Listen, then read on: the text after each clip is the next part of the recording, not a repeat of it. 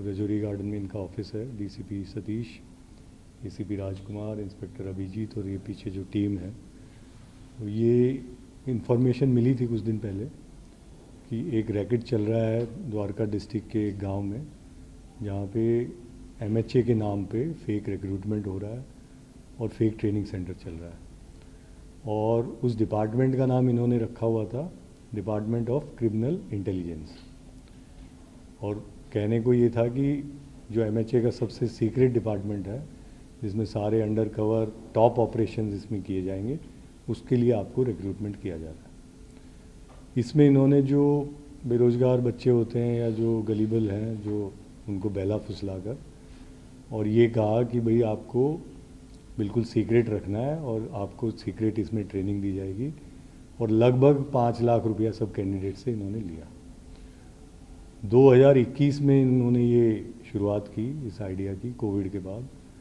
और 2022 में इन्होंने जाफ़रपुर कलां जो गांव है, ऑलमोस्ट हरियाणा बॉर्डर पे जो गांव है, वहाँ पे इन्होंने रेंट पे कुछ एक मकान लिया और उसको इन्होंने उस पे अंदर बोर्ड लगा लिए कि ये department of criminal intelligence under ministry of home affairs है, ये आपका ट्रेनिंग सेंटर है। और वहाँ पे बाकायदा ये बच्चों को रोज़ सुबह 9 बजे रिपोर्टिंग टाइम होता था इनका और शाम 6 बजे तक इनको सो कॉल ट्रेनिंग देते थे। और उस ट्रेनिंग में ये इनसे तरह तरह के मिसलेनियस काम कराते थे। जैसे आज गार्ड ड्यूटी होगी तुम्हारी, अभी तुम धूप में खड़े रहोगे, तुम्हारी फिज़िकल टॉर्चर तुम कितना सहन कर सकते हो, कितना तुम्हारे अंदर पेशेंस है, कितनी तुम रिपोर्ट्स बना सकते हो, इस तरह के काम ये इनसे कराते रहे। और पूरे दिन उनको इस तरह से बिज़ी रखते थे। और बाहर निकलने पे कोई एक दूसरे से बात नहीं करेगा, कोई अपने घर में पड़ोस में बताएगा नहीं कि मैं किस जॉब में लगा हुआ हूँ। अपनी सारी सोशल मीडिया तुम लोग मिटा दोगे, कोई किसी के संपर्क में बाहर नहीं रहेगा। जिस दिन हमें पता चल गया कि इसमें कुछ भी गड़बड़ हुई है, तुमको नौकरी से बाहर निकाल दिया जाए, क्योंकि ये बहुत ही टॉप सीक्रेट काम है और इसके अंदर हम बिल्कुल एहतियात से काम करना, कोई भी रिस्क नहीं ले सकते। क्योंकि जो गवर्नमेंट के जो सबसे टॉप सीक्रेट काम होंगे वो तुमसे कराए जाएंगे और तुम्हें सारी जानकारी होनी चाहिए कि ईडी की फंक्शनिंग क्या है, सीबीआई कैसे काम करती है, एनआईए कैसे काम करती है, एसपीजी कैसे काम करती है, और तुम उनके ऊपर उनके सारे ऑपरेशंस तुम्हारी जिम्मेवारी होगी। इस सारे मास्टरमाइंड जो इसका था वो अश्विनी चौधरी, आशीष चौधरी नाम का शख्स है। और मज़े की बात यह है कि आशीष चौधरी खुद मैट्रिक भी नहीं है, वो प्राइमरी तक पढ़ा हुआ है, कुछ 5-6 क्लास। और वो इनको ट्रेनिंग दे रहा था एक डीएसपी बन के कि मैं डीएसपी हूँ डिपार्टमेंट ऑफ क्रिमिनल इंटेलिजेंस का, और मुझे एमएचए ने तुम लोगों को रिक्रूट करके और ट्रेन करके रखा गया। तो इनिशियली इनको ये झांसा दे दिया बच्चों को कि 3 महीने की ट्रेनिंग है, उसके बाद आपको ऑपरेशंस में भेजा जाएगा। जब 3 महीने गुजर गए तब इन्होंने इनको ये कहना शुरू किया कि अभी नॉर्थ ब्लॉक में वैकेंसीज़ पूरी भरी हुई हैं, तो तुमको अभी कुछ साल यहीं पे, जब तक तुम्हारा जो लेवल है वो ये लेवल ना आ जाए जब तुम एमएचए या नॉर्थ ब्लॉक में प्लेस करने लायक हो, तब तक तुमको यहीं ट्रेनिंग करनी पड़ेगी। इस सारे रैकेट को चलाने के लिए इन्होंने खाकी वर्दी की बीच में ट्रेनिंग में ड्रिल वगैरह करनी है, ये डीएसपी की वर्दी पहन के बैठता था जो ये मास्टरमाइंड है। साथ में इनको जो कॉल लेटर जाना है सारी खाकी एनवलप में जाएगा।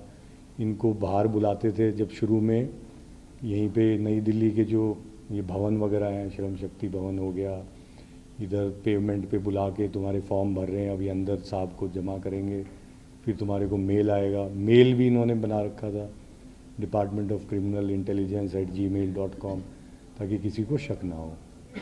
और इनको फिर एक भी पैसा सैलरी का नहीं दिया कि जिस दिन तुम काबिल होगे उस दिन तुम्हें दिया जाएगा।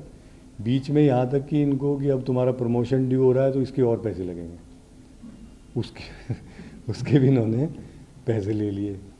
और एक आदमी है जिसको कहा कि तुम्हारा तो बाहर का नंबर आ रहा है, दिल्ली से बाहर ट्रांसफ़र होगा, तो तुमको अगर दिल्ली में ही रहना है तो इसके भी पैसे लगेंगे। तो ये मतलब तमाम तरह के जो हथकंडे होते हैं वो पूरे इन्होंने चला रखे थे। और सबसे बड़ी बात यह है कि इतने लोग जो ये बच्चे, कोई जमुना पार से भी आ रहा है, कोई फरीदाबाद से आ रहा है, कि वहाँ पे गांव में चुपचाप आओगे ट्रेनिंग सेंटर में, किसी से मिलना नहीं है, उनको छोड़ेंगे भी अलग अलग ट्रेनिंग के बाद, कि 5-5 मिनट के गैप पे जाओगे, इकट्ठे नहीं चलोगे, नहीं तो किसी को शक हो जाएगा। मतलब जो एक ऐसा डर का माहौल और एक ऐसा जासूसी का माहौल कि तुम्हारी तो आइडेंटिटी किसी को पता ही नहीं चलनी चाहिए, तुम इतने बड़े ऑपरेशन करने वाले हो, किसी को पता चल गया तो देश को खतरा हो जाएगा। मतलब इस तरह के एक माया जाल इन्होंने रचा हुआ था और इस तरह से बच्चे चलते रहे। और बीच में जब हमारे पास ये सूचना आई तो अनबिलीवेबल सा ही था कि भी ऐसा दिल्ली शहर में भी ऐसा कोई रैकेट चला सकता है और इतने दिन तक चला सकता है कि किसी को खबर ही ना हो। लेकिन जब हमने वहाँ पे रेड की तो सारी बातें सच निकली। तो इसमें 3 लोग तो अभी गिरफ्तार हो गए हैं, जिसमें मास्टरमाइंड तो यही है अपना आशीष चौधरी, और इसके 2 एसोसिएट अभी तक अरेस्ट हुए हैं, एक गोविंद है और एक अमित है। तो गोविंद का तो रोल ये रहा है कि उसने कुछ कैंडिडेट्स ला के दिए थे जिनसे पैसे लिए गए थे, और अमित का ज़्यादा इम्पोर्टेंट रोल है क्योंकि अमित सब इंस्पेक्टर बन के रहता था डीएसपी साहब के साथ, और जगह जगह सैल्यूट मारना, और मतलब ये एक टोरा शोरा जो जमाना होता है कि ये वाकई डीएसपी साहब है, फाइल लेके चलना साथ में, और जैसे गाड़ी से उतरते ही ज़ोर से सलाम ठोकना उसको कि बड़े साहब आ गए, अब सब चुपचाप खड़े हो जाओ लाइन में, और उस तरह का जो एक माहौल बनाना होता था। 1-2 लोग और हैं जो अभी जिनकी तलाश है अभी नाम में, क्योंकि नाम इसलिए भी नहीं बता रहा कि वो नाम मुझे लग रहा है झूठे नाम है, एलियास है, तो जब उनकी आइडेंटिटी फिक्स हो जाएगी, वो अभी अंडरग्राउंड हो रखे हैं, तब आपको बता देंगे। उनकी तलाश अभी जारी। रिकवरी भी इसमें बहुत सारी है, जैसा मैंने आपको बताया, कैश भी है 3-4 लाख, लैपटॉप्स, मॉनिटर्स, प्रिंटर्स, जो एक पूरा ऑफिस का सेटअप था, वायरलेस सेट भी इन्होंने लिए हुए थे, फेक आइडेंटिटी कार्ड सबको दिए हुए, फेक कॉल लेटर्स, खाकी ड्रेस, खाकी सॉक, शूज़, और उसके बाद लोगो बना रखे थे इन्होंने डीसीआई के। वहाँ पे जो ये साहब अपने बैठते थे आशीष चौधरी, तो पीछे एक फ़ोटो लगा रखी थी कि हमारे डीजी की फ़ोटो है, और उसका नाम भी इन्होंने कुछ मिस्टर श्रीवास्तव टाइप कुछ बता रखा था कि ये डीजी हैं, इनके तो दर्शन हो गए तो तुम्हारी बेहतरनी पार हो जाएगी, मतलब उस टाइप से। तो ये सारा था फेक डीजी की photo. Of course honourable PM और ऑनरेबल प्रेसिडेंट की भी फ़ोटो लगा रखी थी कि एक जामा पहनाने के लिए कि ये प्रॉपर गवर्नमेंट का ऑफिस है, और फ्लैग लगा रखे थे, इंडिया का flag, department of criminal intelligence का अपना फ्लैग बना के उस तरह से कर रखा था। और इसमें मतलब ये तो जो प्राइमा फेसी बातें, अब हमने रिमांड पे लिया है इसको करीब 7 दिन की, आशीष को, बाकी लोगों को दिया है।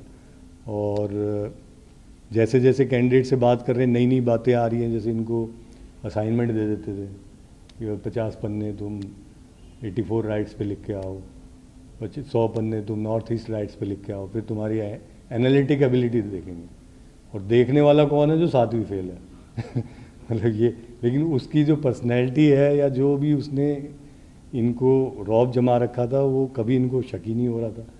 अभी फरवरी के महीने में थोड़ी खुसर पुसर इनकी शुरू होने लगी कि भाई अब कब तक हम ये सब करते रहेंगे रोज़ रोज़ ये, तो धीरे धीरे बात निकल के आई। और ये वही टीम है जिन्होंने जो निकी यादव और साहिल वाला जो केस था, उसमें भी हमारा यही हुआ था कि जो गैंगस्टर्स वहाँ पे ऑपरेट करते हैं उनके ऊपर ये नज़र रखते, तो वहाँ से वो इन्फॉर्मेशन निकल के आई थी। जब हमने उसको चेक किया तो वो सही निकली कि वो फ्रिज में लाश मिली थी। तो इनको भी शुरू में लगा कि ये गांव से ये इन्फॉर्मेशन आ रही है इनके इन्फॉर्मर नेटवर्क से, तो जब उसको चेक किया तो ये भी सही निकली। तो मैं इस टीम की दाद देना चाहूँगा, जिन्होंने बेहतरीन काम किया है। तो कितने लोगों को चुना लगा चुके और कितने पैसे अभी तक कमाए हैं? कैंडिडेट से कितना पैसा? हाँ, लगभग 5 लाख। जिस दिन हमने रेड की 11 कैंडिडेट थे, 10 मेल और 1 महिला थी, लेकिन और कितने हैं, और भी कई सेंटर हैं, क्योंकि बहुत शातिर है, इसको जितना पूछो उतना बताता है। कभी बोलता है या मैं तो वहाँ से पुणे से भी चला रहा था वहाँ ट्रेनिंग, फिर उसकी डिटेल में जाते हैं तो लगता है पता नहीं सच बोल रहा है जो। तो अभी इसकी रिमांड पे हम कोशिश करेंगे, लेकिन प्राइमा फेसी ऐसा लगता है अगर ये 11 कैंडिडेट भी हम मान के चलें तो 55 लाख तो ले ही लिए इनसे लगभग। और भी होंगे कुछ जो मुझे लगता है कोई बीच में छोड़ गया हो, कहीं उसको सही में नौकरी मिल गई हो तब छोड़ गया हो, तो वो भी संभावनाएं हैं। सर ये बताइए कि इसमें इन लोगों ने जो ऑफिस बना रखा है, वहाँ पे था इनका ऑफिस, और जो लोग काम करते थे क्या वो सैलरी वाली देते थे ऐसी? सैलरी कोई नहीं दी इन्होंने पैसे लेते रहे इनसे। अच्छा। बोले सैलरी तब देंगे जब आप इस काबिल हो जाओगे और तब आपकी प्रॉपर पोस्टिंग होगी तब आपको सैलरी देंगे, तब तक आपका टेस्ट ही चल रहा है आप कितने काबिल हैं या नहीं है। मतलब इनका बैकग्राउंड कैसे अरेस्ट हुई? आइडिया है कहाँ से कि दिमाग में ये? इसमें ये तो कहानी यही सुना रहा है जो मास्टरमाइंड है हमारा आशीष। इसकी कहानी तो ये है कि मैं कहीं पहले जोमेटो में काम करता था, वहाँ कोई मेरे को सो कॉल्ड आईपीएस ऑफिसर मिला, उसने मुझे कहा कि तुम हमारे लिए काम करो। अब इस कहानी में कितना दम है आई कैन नॉट से राइट नाउ, ये कितना सही बोल रहा है कितना सच बोल रहा है, क्योंकि वो भी पक्का कोई फेक ही आईपीएस होगा, अगर होगा तो उसकी हमें तलाश है अभी, अगर वो मिल जाता है तो बातें और क्लियर होंगी। सर सातवीं फेल है ये टेक्निकली इंटेलिजेंस ये सारी चीज कैसे पता, मतलब किसी ने? अरे आजकल बच्चे इंटरनेट देखता है, इंटरनेट पे ही सारी चीज़ें निकालते थे। आइडिया है या कहीं से कोई एमएसजी का हो गया कोई किसी हाँ, वो एजेंसी का कोई आदमी का तो जिसने ये सारी जानकारी हो, ट्रेनिंग कैसे होती है ये सब कैसे होता है? सब इंटरनेट पे मिल जाता है, एसपीजी क्या करती है, एनआईए क्या करती है, ईडी क्या करती है। बाकी जैसा मैंने कहा एक दो कैरेक्टर बाकी हैं, हो सकता है उनके कहीं तार जुड़े हुए हों, लेकिन मेरा ये विश्वास है कि वो भी फेक ही होंगे। कोई जेन्युइन एमएचए का ऑफिसर या आईपीएस ऑफिसर मुझे नहीं लगता इसमें लिप्त होगा, जो जिस तरह की कहानी सुना रहा है कि मुझे किसी वहाँ से आइडिया मिला, उससे आइडिया मिला। जो ये तो उस तरह की बातें करता है, अब पता नहीं उसमें कितनी सच्चाई है कि मैं जाता था, वो सीबीआई में लगे हुए थे और वो 3-2 स्टार की गाड़ी में आते थे, और इसी तरह जामनगर हाउस जाता था, वहाँ इनोवा गाड़ी आती थी ईडी की और वहाँ मिलता था। तो ये सब बातें अभी कॉरोबोरेशन और वेरिफिकेशन के लिए बाकी है। सर विक्टिम को टारगेट कैसे करते थे सर? विक्टिम इन्होंने जो अपने क्लोज्ड सर्कल फ्रेंड है, कि सबसे पहली बात तो इसमें सीक्रेसी की थी कि भाई तुम किसी से बात नहीं करोगे, नहीं नौकरी चली जाएगी, तो तुम्हारा कोई खास है उसको लेके आओ जो आगे किसी से बात ना करे। तो उससे पैसे लेते थे और आगे ये बोल देते थे कि भाई ये तुमको इस काबिल समझा गया है और किसी को मत बता देना, नहीं तुम्हारी नौकरी चली जाएगी, तुमको खास सिलेक्शन किया गया तुम्हारा। तो उस तरह से मतलब एक झांसा है कि भाई आपको हमने इस और हम आपको इसकी तैयारी कर रहे हैं जो बहुत बड़े बड़े RAW टाइप के ऑपरेशन होते हैं, international espionage, under cover operation जिसका किसी को पता नहीं होता, उसके लिए आपको तैयार किया जाता है।